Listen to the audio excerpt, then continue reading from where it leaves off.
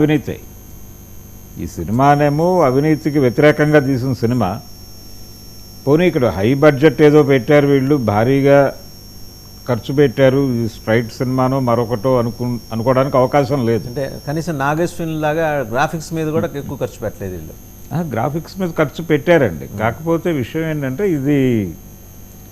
అది దాదాపు 70 కోట్లకి 75 కోట్లకి అలా కొన్నారు ఆ సినిమాని, కల్కిని కొన్నారు కాబట్టి, అంటే ఇక్కడ 75 మరో చోట 75 ఇలా పెట్టి కొన్నారు కాబట్టి రేట్లు పెంచుకోవడానికి ప్రయత్నం చేశారు. అది ఏదో నడిచింది. కానీ ఈ సినిమాకి అంటే రిఫండ్ చేయాలి నష్టం వస్తాయి అనే కండిషన్ ముందే రాసేసుకుని 20 కోట్లకి ఇక్కడ 20 కోట్లు అక్కడ 20 కోట్లు అన్న పద్ధతిలో సురేష్ మూవీస్ తీసుకుంది, రిలీజ్ చేసింది ఈ సినిమాని. చేసినప్పుడు ఎందుకు ధరలు పెంచాలి? ఒక పక్కనేమో థియేటర్లకు జనాలు రావడం లేదు అని గగ్గోలు పెడతారు, మొత్తుకునేది. థియేటర్నేమో ఆడియన్ ఎనిమీగా మారుస్తున్నారు రేట్లు పెంచి. థియేటర్ని ఆడియన్ ఫ్రెండ్లీగా మార్చండి అని చెప్పి చాలా కాలంగా ఒక డిమాండ్ ఉంది, అది నడవట్లేదు. అంటే అవినీతి మీద సినిమా తీసినప్పుడు, ఇప్పుడు అపరిచితుడు టైంలో కూడా ఈ విమర్శ వచ్చింది. టికెట్లు బ్లాక్లో అమ్మేస్తున్నారు అపరిచితుడు థియేటర్ల దగ్గర. దాదాపు వీళ్ళు ఇప్పుడు అధికారికంగా బ్లాక్ అమ్ముతున్నారు ఈ ధరలు పెంచడం ద్వారా. రెండోది, వీళ్ళు ఎవరి గొంతులకు వస్తారు? ఈ మొదటి 3 రోజులు 4 రోజులు మొదటి వారం టికెట్ల రేట్లు పెంచి ఎవరైతే ఆ సినిమా చూడాలని ఇంట్రెస్ట్ ఉంటుందో, కమల్ హాసన్ అభిమానులు, శంకర్ అభిమానులు, ఈ సినిమాకి ఈరోజు విపరీతంగా జనాలు వచ్చారు. వాళ్ళు ఎక్స్పెక్ట్ చేయలేదు, కానీ జనాలు రావడానికి కారణం ఒకటి ఉంది. శంకర్ డైరెక్షన్లో గేమ్ చేంజర్ అనేటువంటి సినిమా ఒకటి ఉంది రామ్ చరణ్ది.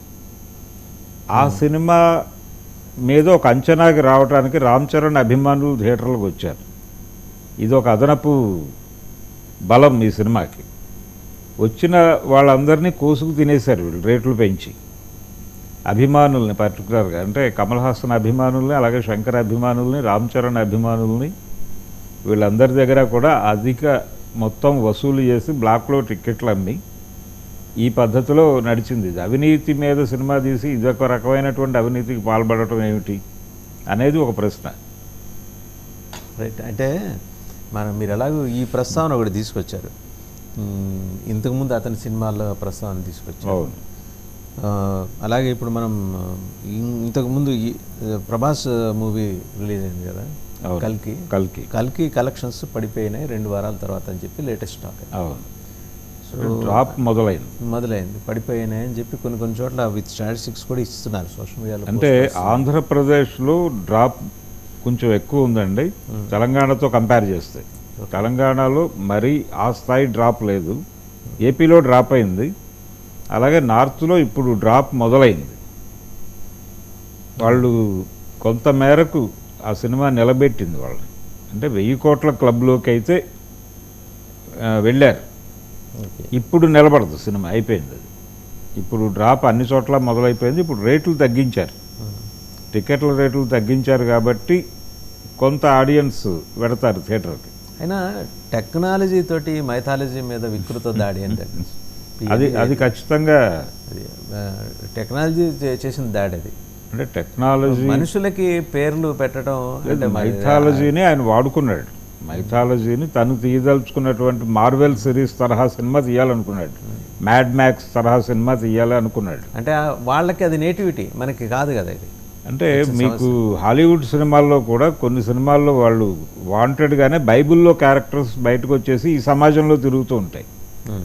వాటికి కొన్ని అతీంద్రియమైనటువంటి శక్తులు ఉంటాయి.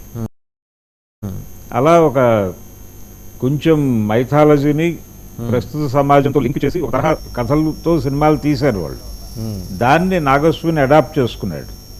అడాప్ట్ చేసి మనం మైథాలజీ వాడి మన క్యారెక్టర్లను కూడా అలా తిప్పచ్చు కదా ప్రజెంట్ సొసైటీలో అనుకుని, మళ్ళీ ఆ ప్రజెంట్ సొసైటీ ఎందుకు ఉంచాలి, దాన్ని కూడా మార్మికంగా చేసి కల్కి అంటే మళ్ళీ ఎక్కడికో వెళ్ళిపోతుంది సినిమా, భవిష్యత్తుకు వెళ్ళిపోతుంది. అంటే ఆల్రెడీ సంగీతం శ్రీనివాసరావు గారు టైం మిషన్ దీంతో సినిమా తీశాడు. ఆయన ముందుకి వెళ్తాడు, వెనక్కి వెళ్తాడు, కానీ ఆడియన్స్ ఎక్కడ ఇబ్బంది పడలేదు.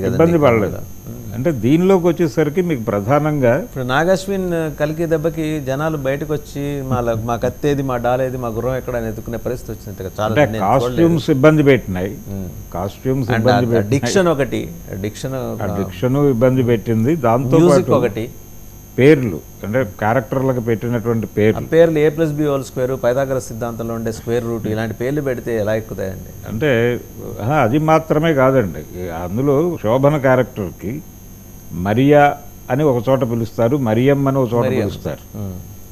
ఈ మరియా ఏమిటి అనేది ఒక చర్చ జరిగింది ఆ సినిమా రిలీజ్ అయిన సందర్భంలో. అయితే నిఘంటువులు వెతికి ఒక ఔషధ దేవతకి ఇలాంటి పేరు ఎక్కడో ఉంది హిందూ మైథాలజీలో కూడా అని ఒక రూట్స్ ఏవో అతి కష్టం మీద కనిపెట్టారు. కానీ ఆ సినిమా ప్రారంభంలో, కల్కి ప్రారంభంలో రాజేంద్ర ప్రసాద్ డైలాగ్ ఒకటి ఉంటుంది. అంటే ఇస్లాంలో ఖయామత్ అనేటువంటి ఒక నమ్మకం ఉంది వాళ్ళకి, అంటే అంతిమ తీర్పు రోజు అనేటువంటి ఒక కాన్సెప్ట్ ఉంది వాళ్ళకి. అలాగే ఇక్కడ క్రైస్తవంలో రెండో రాకడ అనేటువంటిది ఒక నమ్మకం ఉంది. ఈ రెండో రాకడ, ఆ తీర్పు రోజు, దాంతోపాటు మనకి ఉన్నటువంటి హిందూ మైథాలజీలో ఉన్నటువంటి కల్కి, మధ్యలో బుద్ధిస్ట్ వాళ్ళని కూడా కలిపాడు. అదే అతని డైలాగ్లో ఉంటుంది అది.